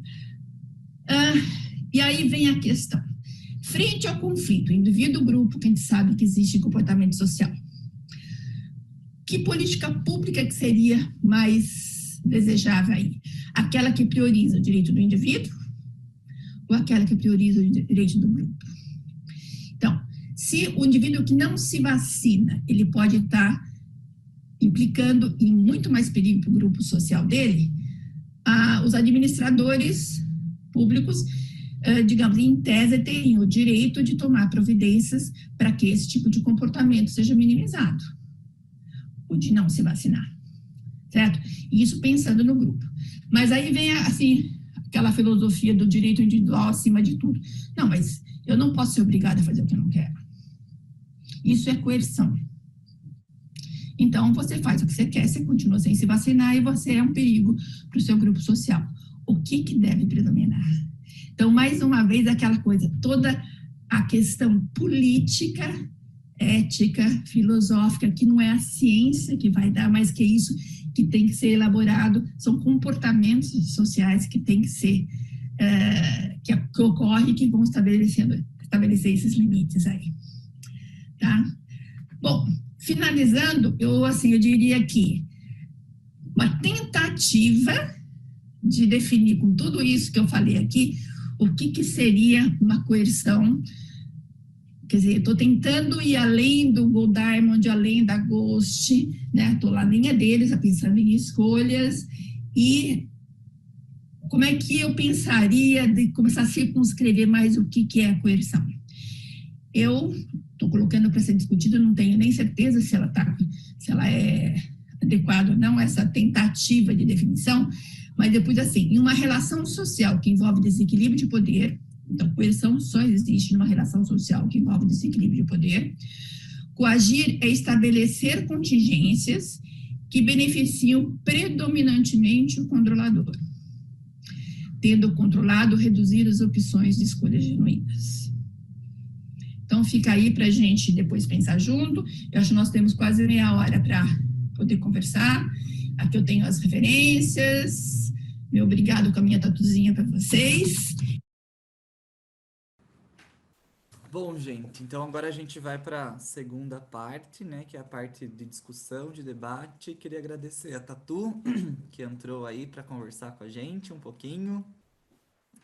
Bom, eu queria começar, né, acho que todo mundo pode participar, acho que é muito rico, mas eu queria começar com uma pergunta, Tatu, né, depois de quase um ano aí dessa sua palestra, você tem respostas novas para essas dúvidas, para esses questionamentos que talvez não estavam tão claros lá atrás? Como que andou esse um ano aí de novas informações, novas pesquisas, novos estudos? Oi, bom dia para vocês, bom dia para todos que estão aqui presentes. Antes de responder isso, queria agradecer o convite de vocês, o convite da Giovana. Foi uma delícia poder retomar essa questão. Estou vendo a Vera aí, eterna presente, né, Vera? Oi! É muito bom saber que você está aí, que a gente vai poder trocar ideias. Então, bom, a pergunta, assim, uma pergunta dura de responder essa, né? Porque, tudo bem, tem um ano entre uma coisa e outra, eu acho que algumas coisas novas estão surgindo, mas acho que conforme apareceu na palestra aí, vocês vão perdoar que eu vou estar com um pigarrinho constante aqui, que é resultado da minha gripe. Mas, então, durante esse um ano, lá no nosso laboratório, né, no Lab C, que eu mantenho lá na USP, com um grupo de alunos, a gente frequentemente está retomando essas discussões sobre coerção. A coisa caminha lentamente, porque é realmente, acho que essa questão conceitual, essa questão da gente entender algumas sutilezas desse aspecto de coerção é lenta. Para mim, eu acho que o mais novo que surgiu nessa história, que assim, ainda está em elaboração, é a seguinte questão. Quando a gente fala assim, por que alguém faz alguma coisa? Bom, é porque é funcional, porque deve ter algum reforço envolvido nisso, positivo ou negativo, porque senão a pessoa não estaria fazendo. Agora, eu citei aí na palestra, falei a questão do desejo, né? Então, eu fiquei pensando, para mim, esse lance do desejo, que inclui a Ghost coloca essa coisa do consentimento, né, da pessoa para poder estar definindo se uma relação é coercitiva ou não. Então, o consentimento tem a ver com o desejo, com a pessoa estar querendo aquilo. Então, eu comecei a pensar numa distinção necessária que a gente precisa fazer entre querer e precisar. Não é? Porque se eu me comporto de uma determinada maneira, e em função de reforçadores que eu obtenho com esse comportamento, mas tem acho que talvez 2 níveis de coisa que são diferentes, embora nos 2 casos a gente chama que eu estou me comportando em função de reforçadores. Uma coisa, eu faço algo para obter uma consequência que eu preciso. outra coisa é fazer algo para ter uma consequência que eu quero. Então, não sei, eu gostaria de colocar em discussão essa, acho que é uma coisa que está mais nova surgindo aí, para a gente discutir essa questão, quer dizer, um outro nível de distinção que a gente precisa fazer, acho que faz diferença para a gente estar definindo uma relação como coercitiva ou não. Não é? Então, por exemplo, eu vou trabalhar, vou fazer determinada coisa, porque eu preciso daquele salário, né? Então eu falo assim, então eu sou reforçada positivamente pelo salário, papapá. Tudo bem, mas não me dá um prazer morredouro fazer aquilo, então eu vou só pelo salário. A hora, por exemplo, que eu puder me aposentar, eu puxo o carro e nunca mais apareço, né? Agora, se eu executo um trabalho que, além do salário, me dá também um grande prazer, quer dizer, tem outros reforçadores envolvidos além daquele reforçador ali arbitrário, né? Então, eu estou dizendo que eu estou fazendo uma coisa que eu preciso, mas também que eu gosto, né? Então, até, por exemplo, eu sou aposentada, né? E, no entanto, então, tenho meu salário já ali que está previsto e tal, mas eu gosto muito de fazer o que eu faço, então eu continuo fazendo, quer dizer, não é o salário que me controlava nisso, então tinha o precisar e tinha o gostar na história, né? Eu acho que quando tem o gostar, né, a relação é muito mais coercitiva. Quando tem o precisar, eu até posso estar numa relação de reforço positivo, mas que pode ser mais coercitiva. Então, para mim, acho que foi a coisa que caminhou mais nesse período, assim, em termos da gente ter que estar destrinchando esse conceito. Tá? Então, fica aí para a gente começar a discutir isso daí. Tatu, Fala. eu fiquei pensando, eu acho que eu sempre assisto você, primeiro porque é muito bom ver você, a pessoa minha amiga, e ver o que você fala e refletir com a gente, né? Eu fiquei pensando na complexidade de análise teórica, de ver os pontos que tem. Tem uma pessoa das minhas relações cujo filho teve uma filha num outro país e o filho é a favor de vacinas e a mãe, que é do país onde eles estão, é contra. E eu fico pensando na análise teórica. Esse é um tipo de coisa. Quem manda, quem detém o poder, quem vai, quem decide, o que faz, como é que se analisa o benefício para quem consegue, não consegue, tem. E você chega numa coerção, o que faz? A mãe tem um maior poder para impedir as coisas da criança por conceitos daquele país. Que coisa complexa! E como é que eu fico pensando numa discussão teórica mesmo das coisas. Você pega uma criança de 3 anos, 2 anos, que não quer... 2 anos não tem muito, não, de um pouquinho maior, que não quer tomar uma injeção. Certo. E aí? O adulto decide, coage, obriga. Isso é... É coerção, não é coerção, né? A discussão teórica, olhando para a vida, porque a discussão teórica tem que estar olhando para a vida, Claro, para viver, com certeza. para viver. E como é que fica esse tipo de coisa? Né? Eu acho que, bom, o problema todo começa, eu acho, nessa dúvida que você traz, que eu acho que é essencial. Na situação, nós estamos tentando analisar, teoricamente, um termo que não é científico, um termo que é estabelecido assim, fora da ciência e na comunidade não científica, né? E também e por uma sociedade que, no geral, ela é mais internalista, né? Mais assim, dualista. Então, assim, tudo é analisado em termos mais de emoções, de sentimentos, coisa assim. Não que a gente não analise isso, obviamente, tem que ser analisado. né? Mas as coisas não são assim tão... a gente tenta, porque estão fazendo uma análise conceitual, a gente tenta estabelecer limites, isso, aquilo, e as coisas são muito implicadas, né? Então, pensando nesse seu primeiro exemplo aí, quer dizer, tem uma mãe que é contra a vacina, o pai que é favorável à vacina, e tem o filho ali no meio da história, né? Que decisão vai ser tomada e qual decisão é coercitiva ou não é? Eu acho que não tem uma resposta simples para isso, né? Não é uma coisa assim linear. Primeiro, a gente tem que analisar que tem contingências múltiplas acontecendo aí, né? Para a mãe, seria extremamente coercitivo ver o filho sendo vacinado, quer dizer, extremamente aversivo para ela, quer dizer, qualquer decisão que for tomada aí, uma das partes vai sentir que está sendo passada por cima, né? Ou o pai ou a mãe. Então, não tem uma coisa linear. Eu acho que quando a gente vai analisar isso, trazer para essas situações, como você fala, que eu acho que tem que ser feito, né? Eu acho que duas coisas cada vez mais me ressaltam. Primeiro, não tem tudo ou nada, é ou não é, né? Como se tivesse assim, dois times que, né?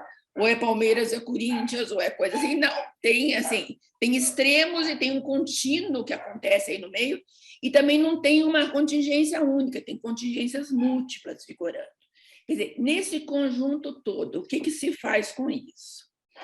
Então, aí, no caso, quer dizer, pegando esse seu primeiro exemplo, eu acho que sempre vai ter uma situação de coerção aí, para um ou para outro. Quer dizer, o filho, quer dizer, ainda não estamos nem falando do filho, estamos falando do pai e da mãe. No seu segundo exemplo, você ainda ressalta bem a situação. O filho não quer, né, tem medo de injeção, não quer tomar injeção e tal, e os pais obrigam a tomar porque é para o bem dele e tal. Então, eu acho que é uma situação de coerção. Agora, a questão é uma coerção aceitável ou não? Né? Porque sempre que alguém estiver indo contra a sua vontade, fazendo contra a sua vontade, acho que, por definição, estaria sendo coerção. Isso está implicando, por trás tem um desequilíbrio de poder, né? Tem uma assimetria de poder, está implicando que... Agora, mesmo que o benefício seja para ele, no caso desse seu segundo exemplo, o benefício é para a criança, né? Então, você fala assim, não é coerção porque ele está sendo beneficiado. Bom, ele está indo contra a vontade dele, está sendo obrigado, né? Por isso que eu acho que esse componente que a Ghost trouxe, que é a concordância, né, com aquela situação, ou que eu estou chamando assim, de respeito ou não ao desejo da pessoa, eu acho que ela é fundamental do ponto de vista da criança, ela está sendo coagida sim. Toda a sensação dela é conversão, né? Agora, os pais falam, mas precisa, e eu tenho certeza que eu estou fazendo isso pelo bem do meu filho.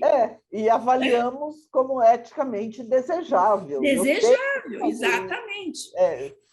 Então, quer dizer, embora pareça chocante, às vezes, quando o Goddard fala assim, há níveis de coerção que são aceitáveis, é aí que a gente tem que, talvez, né, eticamente, estar trabalhando até onde eu aceito, até onde eu não aceito. E aí são critérios éticos, né? Quer dizer, que o grupo social que vai ter que estabelecer. No caso, o grupo social é a família ali, né? Que no caso, o pai, a mãe, o filho. Quer dizer, realmente é necessário para essa criança tomar vacina, eu estou convencida que eu estou fazendo um bem para ela, então eu assumo isso. Estou sendo coercitiva, é uma coerção necessária. Agora, surgiu lá no nosso laboratório assim, se a gente sair falando isso aí no meio de sociólogos, de outras pessoas, né, que analisam essas relações sociais, pode criar ideias de que nós, analistas do comportamento, somos favoráveis à coerção. Não é isso. Não. Está bem claro que não é isso, né? Nem toda essa minha fala não quer dizer que eu sou favorável ao controle aversivo, que eu sou favorável à coerção, nem à abordagem em si. Mas acho que você está ressaltando bem a complexidade da análise. Né?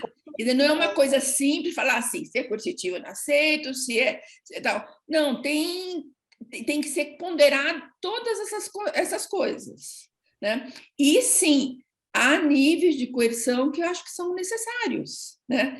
Quer dizer, do ponto de nesse exemplo aí da pandemia, né? Quer dizer, o governo tem o direito de obrigar as pessoas a tomarem vacina?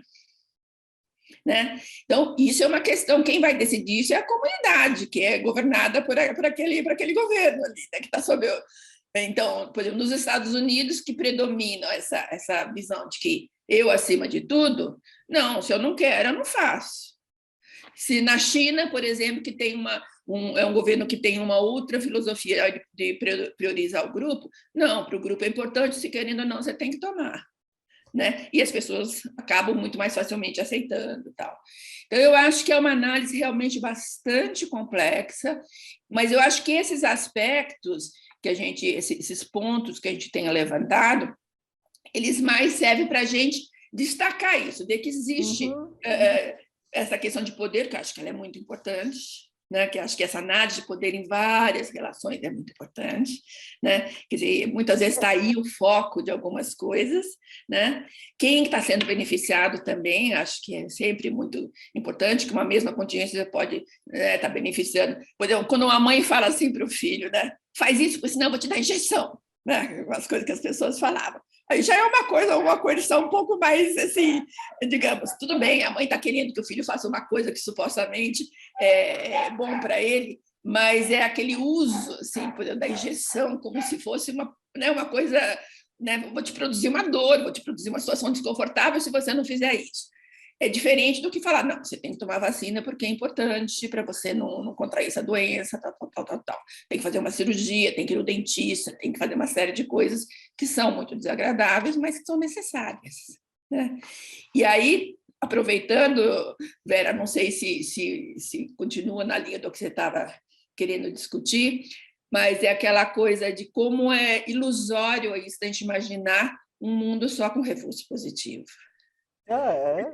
Quer dizer, é uma coisa assim, tudo bem, acho que foi uma proposta, num dado momento da nossa abordagem, necessário para falar que nós não éramos adeptos, né, de ficar prendendo as pessoas e forçando as pessoas a fazerem coisas, né, quando se tinha aquela ideia de condicionamento, uma coisa mais assim, mecânica, né? Mas é muito ilusório, porque não existe mundo, não existe vida, não existe possibilidade de sobrevivência se não tiver, em alguns momentos, né? Se a gente não fosse sensível às contingências aversivas e não tivesse até que muitas vezes estabelecer contingências aversivas, né? Eu acho que é isso daí que às vezes parece meio chocante para as pessoas e acho que então, assim, não, tem que cortar de vez isso, a análise do comportamento não pode nem pesquisar controle aversivo, nem falar em controle aversivo como se a gente estivesse propagando isso. Ninguém está propagando isso, mas estamos só reconhecendo que faz parte da natureza, isso, né? Existe isso, meu Deus. Existe, ninguém inventou. Não, a pandemia acho que é um contexto riquíssimo para se ver isso. Com certeza. O teatro Pedro II aqui em Ribeirão, depois de muito tempo, começou a fazer concertos, um aqui, outro lá, com a exigência de máscara e os comprovantes de vacinação. O que ocorre? Eu estava aqui em casa com 2 afilhados, filhos do Silvio Morato e da Mara, lembra, Tatu? Ah, lembro. Isso, os 2 estavam. Aqui a gente ia ao teatro e uma das filhas, que é adulta já, ela não vacina agora. Não foi. Não vacina. Ficou aí. O teatro está seguindo uma norma que ele entendeu, a direção do teatro entendeu que vacinação e máscara protegem não só o individual, mas o coletivo. E aumenta a probabilidade de poder ocorrer esses eventos, sem consequências negativas maiores. Bom, entender isso aí do ponto de vista teórico é um fica, outro vai, outro pode, não pode, submete, não submete, quem tem o poder para... Né?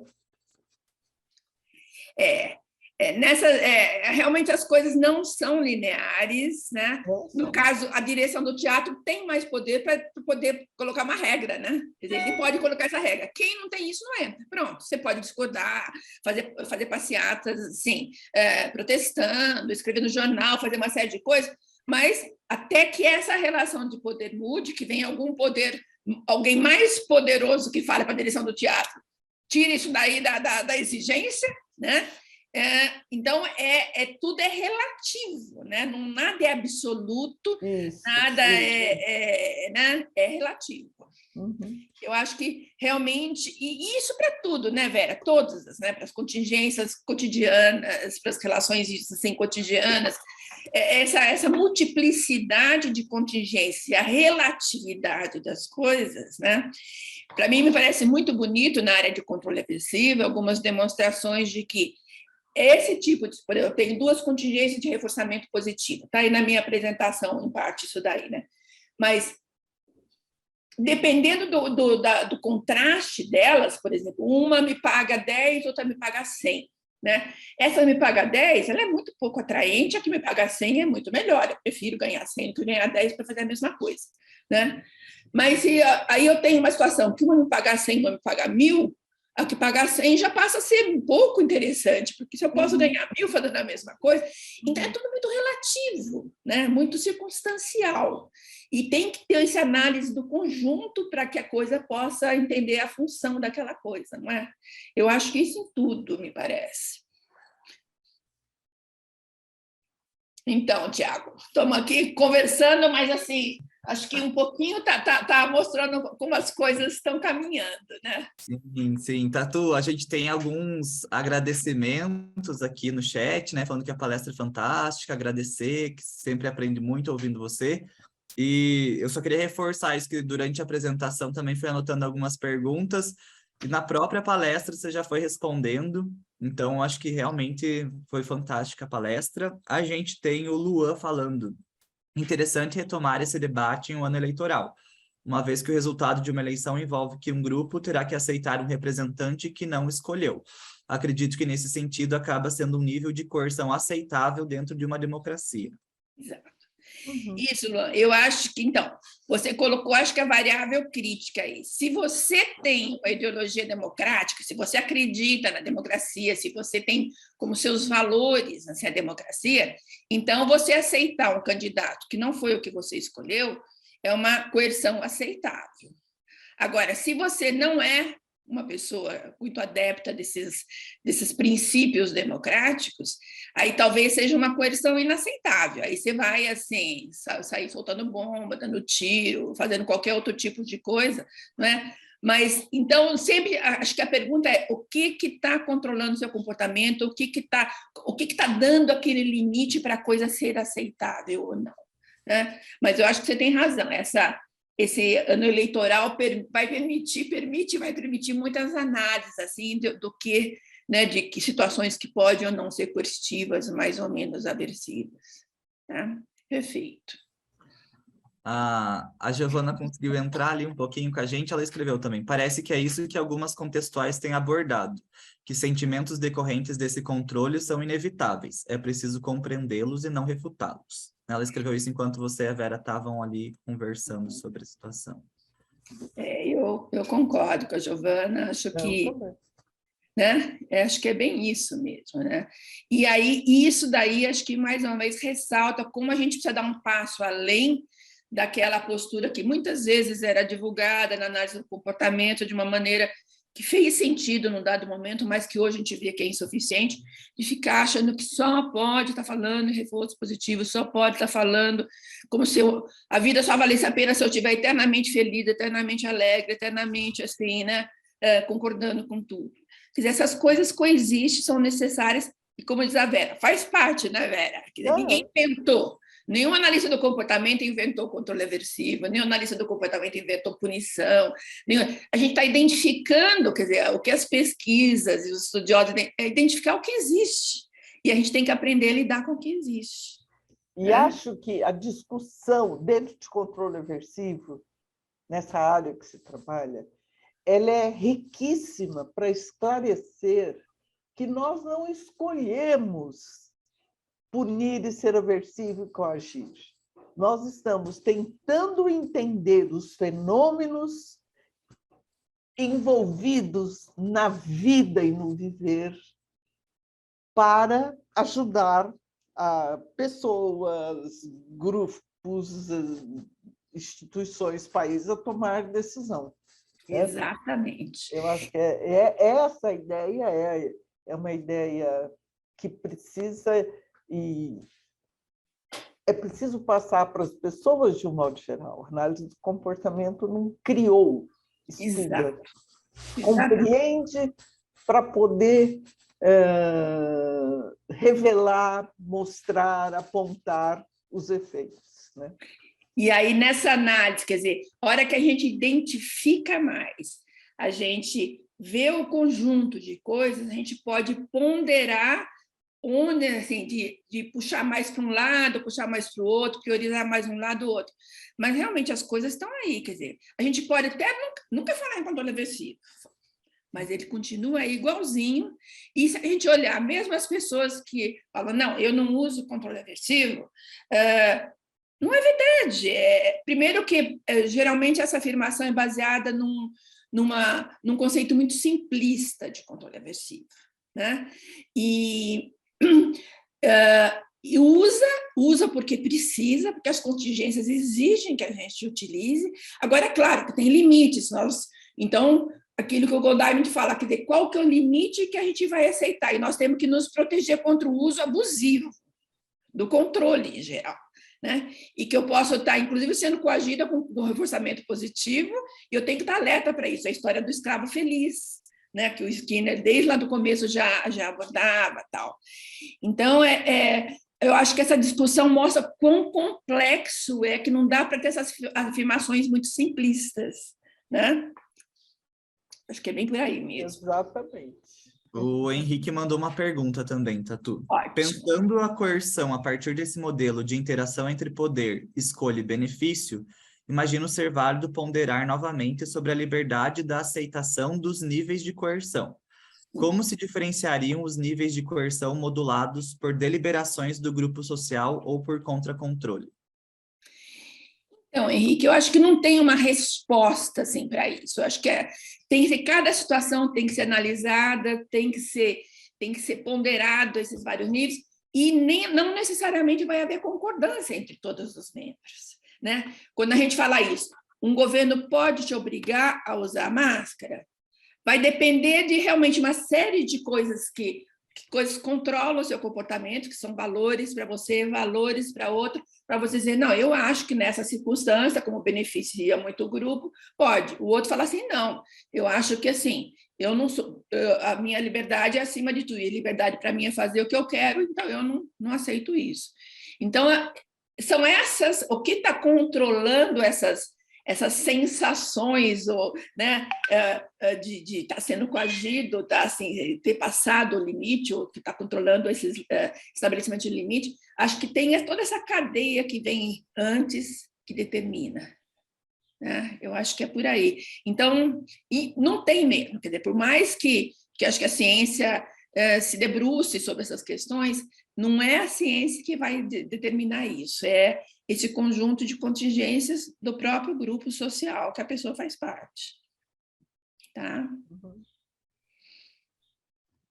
Eu tô pensando aqui, né, Tatu, que é tão complexo. Ontem eu estava atendendo essa questão de liberdade, de coerção, porque ontem eu estava atendendo um cliente e aí ele estava falando que ele é mais caseiro. Tô no início das sessões, ele estava me contando, né, que ele gosta de ficar em casa, né, muito de sair, que às vezes tem atrito com a namorada.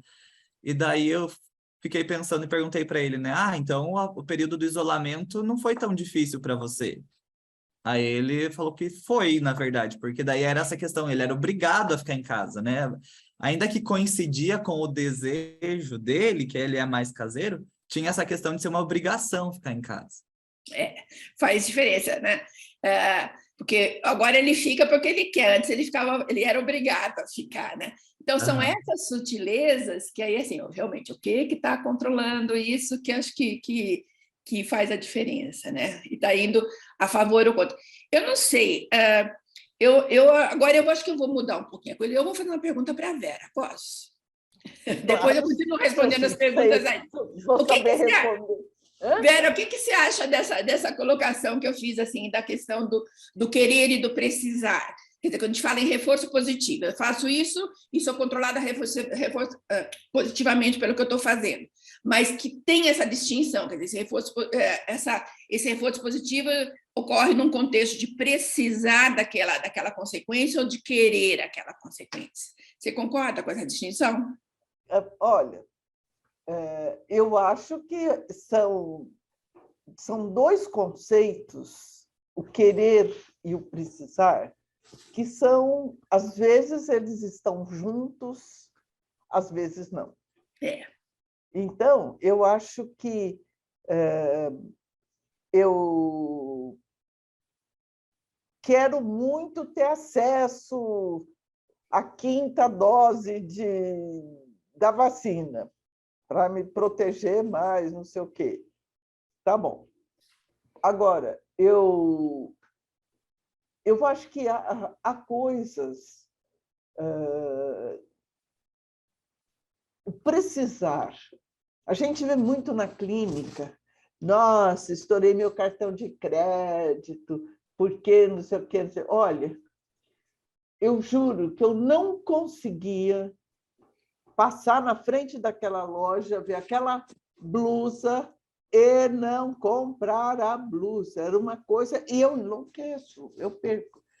Eu sei que em outras situações eu também faço isso, porque eu precisei. O que era o conceito de precisar daquela pessoa?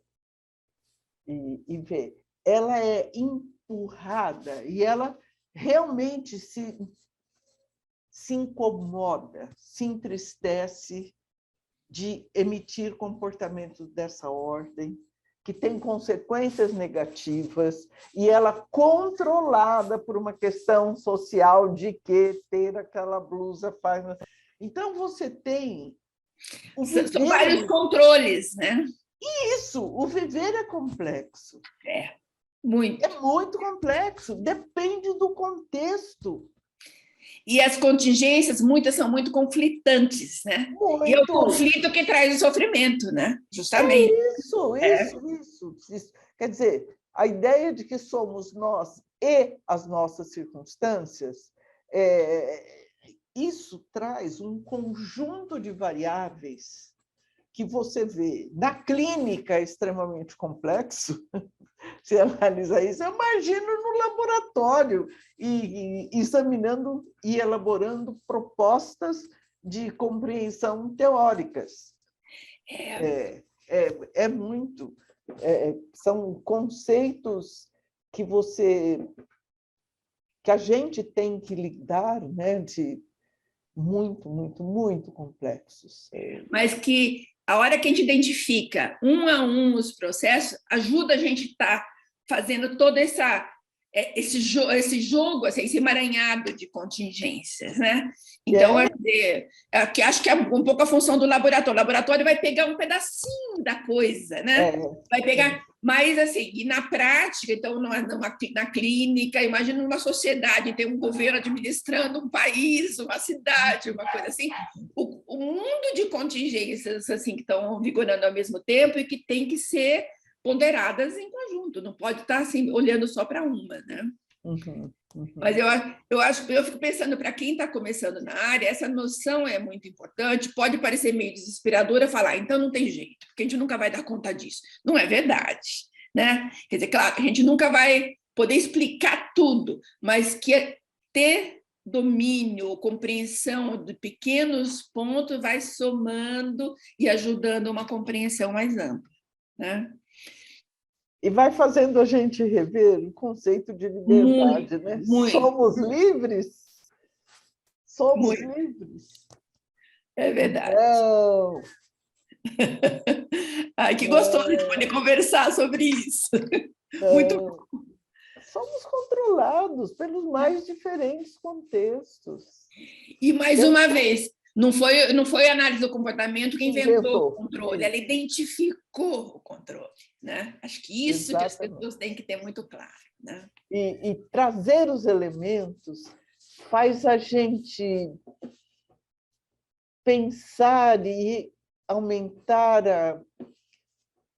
a probabilidade, a chance, a gente elaborar conceitos éticos para tomar decisão, que vai desde eu na frente do meu cliente, eu na frente da minha família, eu brigando com a minha filhada, por que não estou fazendo as coisas assim, e vai ficar aqui. Eu, enquanto política do governo, isso pode, isso não pode. Então, nós não somos livres, precisamos conhecer como funciona para construirmos os nossos critérios éticos, pessoais, de pequenas comunidades maiores, etc, etc. Então, não ser livre não é uma coisa que não dá para pensar na Segunda Guerra, no nazismo, na ditadura do Brasil, né? Todas as coisas que nós vivemos. Mas, quando eu digo, não, eu poderia ir ao cinema, ou ir ao teatro, ou ir ao restaurante. Eu era livre para fazer qualquer um. Só por uma questão física não dá para eu estar ao mesmo tempo em diferentes lugares. Isso não existe. Então, isso é uma... A realidade nos controla, nos impõe essa impossibilidade e estamos ali, né? Mas eu acho que para a gente pensar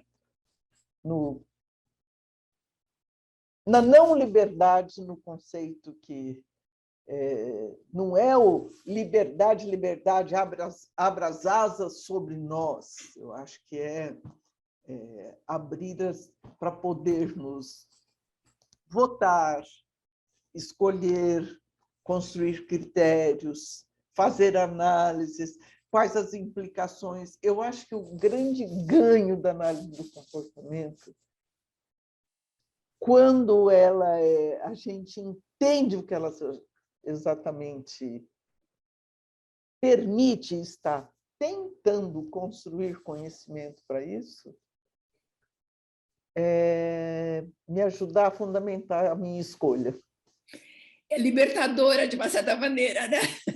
Ela é libertadora, ela me ajuda a fundamentar a minha escolha. Claro, com certeza, né? Com certeza. Parece ambíguo, mas é isso mesmo, né? Eu acho curioso que assim, a nossa abordagem, que parte do princípio disso, que aquele conceito de liberdade absoluta não existe, né? Que nós somos nós, as nossas circunstâncias e tal, tem assim encarado a coerção de uma maneira tão me parece tão assim fechada, né? Como se e a coerção ela é um contínuo único, a liberdade numa ponta e a coerção na outra, quer dizer, nós estamos falando da mesma coisa, né? Então as coisas estão aí e a gente tem até que ponto, né? A gente pode, quanto mais eu conhecer, mais eu posso lidar com isso, posso alterar uma coisa ou outra, posso escolher uma coisa ou outra, né? É por aí mesmo. Eu acho que é a construção de regras, né?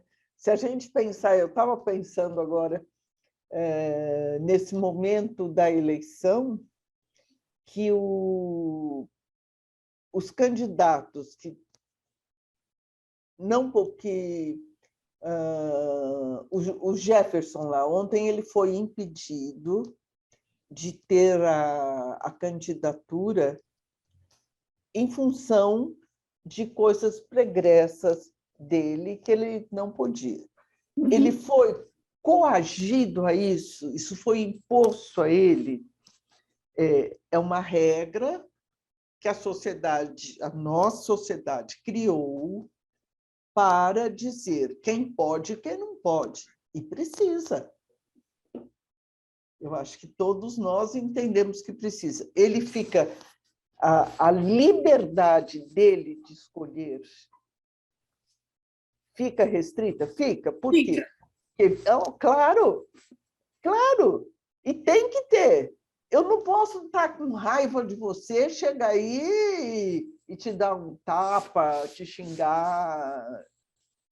fazer, eu tenho que ter o autocontrole. Então, a complexidade do viver é muito grande. Muito grande. A necessidade de existirem regras éticas que visem o bem comum, que visem até...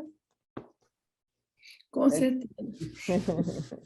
Você falou aí, eu lembrei, na pergunta do Henrique, ele usou um termo ali que eu acabei não retomando, só para pegar, que acho que junta com o que você está falando, essa questão do controle e do contra-controle, né? Eu acho que quando a gente está falando de tudo isso, o contra-controle é um conceito também ainda, assim, teoricamente, precisa ser refinado, tá, né? Porque a gente usa de uma maneira muito livre, né, em várias situações, mas a ideia, acho que central quer dizer, o controle é bidirecional, né? Não existe um controle único, não tem só o controlador e o controlado, ele é controlador numa situação, mas ele é controlado também, né, naquela relação. E então a importância do contra-controle, então nessa questão aí que está falando ética, né, de até que qual é o nível de coerção, ou seja, né, de tipo de restrição que eu aceito, e tem essas alternativas de eu lutar contra, de eu tentar mudar essas contingências, é um contra-controle, né? Então essa noção do contra-controle, acho que ela é muito essencial, né, para pensar na coisa não ser mecânica, né? É tudo muito ativo, é muito operante, né? No sentido de operar, de atuar sobre, né? De poder modificar. A coisa não é, ela está, né? Eu acho que o verbo estar é muito melhor que o verbo ser para falar de comportamento, né? Tudo é relativo e é temporário, né? Diz aí, Tiago, tem mais questões? Nós estamos animadas, se deixar, a gente vai embora, né, Vai embora, né? Não, está sendo muito gostoso e rico ouvir vocês duas, né? Acho que sempre muito aprendizado. Eu queria aproveitar e agradecer a Vera também por estar aqui nesse momento. Imagina. Eu que agradeço ter a Tatu aqui com a gente, a BPC. A Vera é fundamental, aí está sempre assim, né? Firme, assim, e atuando, né? Eu queria avisar, né, que a gente está entrando nos minutinhos finais, né? A previsão é até meio-dia, então. Queria lembrar o pessoal que eu mandei o link aqui no chat para preencher, para receber o certificado. E perguntar, né, se alguém tem mais alguma pergunta. Acho que dá tempo de mais uma. Se alguém tiver mais alguma dúvida aí, dá tempo de mais uma. Ninguém? Então, eu quero só falar uma coisa, é uma propaganda aqui, mas que está nesse nível que nós estamos falando. Em novembro, 7 e 8 de novembro, nós vamos fazer, quando eu falo nós, assim, é o Marcos Bentes e nós estamos organizando fazer um novo SICA, que é o Simpósio sobre Controle Aversivo. Tá? Então, essas questões, a gente vai estar pondo um tempo grande para estar discutindo tudo isso. Então, essa discussão que a gente está fazendo aqui vai continuar, vai ter mais gente, nós vamos ter, assim, vários debatedores já que estão envolvidos com isso. O público, obviamente, sempre é super participante, né? Vai ser um evento gratuito. Então, eu proponho, quer dizer, peço para consulto a BPMC, se seria o caso, se vocês se dispõem, a gente passar a informação para vocês, na hora que tiver tudo já, a programação toda feita para vocês divulgarem. Quem tiver interesse nesse tempo, então saber que a gente vai continuar essa discussão lá em novembro. Tá bom? E a SBP também, né? A SBP também, com certeza. A BPMC, a SBP. Nós vamos tentar divulgar o máximo possível, participação gratuita, muito bem-vindo, participações ativas. E acho que, por exemplo, a CBS também, o pessoal das terapias contextuais. Com certeza. Eu acho que todas essas... As associações ligadas à educação. Com certeza. Vai ser online, então permite que quem estiver onde estiver possa participar, então, que é uma bênção hoje em dia, essa tecnologia, né? A gente não precisa se deslocar para ir para os lugares, coisa que muitas vezes limita, né? Então, eu espero que a gente possa continuar essa conversa gostosa. Você vai estar lá, né, Vera? Ai, vou. A Giovana também. A Giovana também está sempre firmona, assim. Ô, Tatu, daí depois você passa as informações. O William levantou a mão. William, você quer fazer uma pergunta? Mandou no chat aqui. Foi, eu levantei porque era uma pergunta meio longa, a destrinchação dela, aí eu pensei em falar, mas deu tempo de escrever aqui. Tá, você quer que eu leia? Então, ou você quer perguntar o que você prefere? Uai, acho que posso perguntar então, pode ser. Então vai. Licença, gente. Eu estava pensando no cenário quando a Vera trouxe sobre a camisa. Eu quero comprar essa camisa, tipo, de onde vem esse querer da pessoa, e me veio a ideia de, tipo, tá, ok, que é um conceito relativo, aceitar ou não o nível de coerção que está posto nas contingências. Mas então, quando as contingências envolvem o que a pessoa precisa, ela tem escolhas ali que trazem o que ela precisa, apesar de não haver opções do que ela quer. Foi trazido que o querer traria um nível de aceitação da coerção. Mas como comunidade científica, faria sentido então que a gente adotasse a perspectiva de que se tem minimamente nas contingências possíveis o que a pessoa precisa, está aceitável? Será que faria sentido a gente adotar como comunidade científica essa perspectiva? Aí entra aquela discussão que o Sidman coloca, e eu acho que é muito importante, né? Quer dizer, por exemplo, uma pessoa muito pobre, né? Que está assim, numa situação de necessidade extrema de qualquer ganho, porque ele precisa comer, precisa morar, precisa coisa assim. Então, ele precisa daquele emprego. Aí você oferece para ele um emprego com um salário assim irrisório, né? Ele aceita porque não tem alternativa, ele vai daqui. Então, ele não está sendo coagido. Aí eu acho que tem que ser analisada essa situação, o que leva a esse precisar, né? Quer dizer, é um precisar que esse precisar estabelece a situação de coerção, né? E se é um precisar manipulado socialmente, né, determinado socialmente, porque, por exemplo, se eu estou assim, 20 horas sem beber líquido, eu preciso de água e faço assim, né, pago uma garrafa d'água muito mais do que pagaria em outras circunstâncias, assim, dependendo da coisa, vem do meu reino, né, para conseguir aquela água. Então, é tudo questão de grau, né? Agora, eu estar algumas horas sem água, uma coisa assim, porque eu fiquei perdida no deserto, fiquei perdida numa situação, tal, uma coisa. Ou alguém me prendeu num lugar não me dando água. Então, o que levou a essa privação, que cria essa precisão, precisar tão intensivamente? Então, a gente tem que analisar o que leva a esse precisar ter uma dimensão tão grande para a gente poder analisar se existe coerção ou não, né? Eu iria por aí. Tá? Beleza? Bom, gente, queria mais uma vez, em nome da BPMC, agradecer a Tatu, então, por estar aqui com a gente, né, fazendo esse debate. Agradecer a Vera mais uma vez também, participou bastante, acho que foi muito rico esse momento. Agradecer vocês que estão participando aqui também. E lembrar, né, que de 7 a 10 de setembro a gente tem nosso 31º encontro da BPMC. Espero ver todos lá, né? Um momento muito rico, né? Esses debates também acontecem lá, né? Então são 4 dias aí de muito conhecimento, de muita troca. Então espero que vocês estejam por lá também. Um bom sábado a todos. Obrigado você, Tatu. Bom sábado a todos. E até mais, gente. Até mais. Você também. Um beijo, gente. Beijo. Tchau, tchau, tchau. Tchau.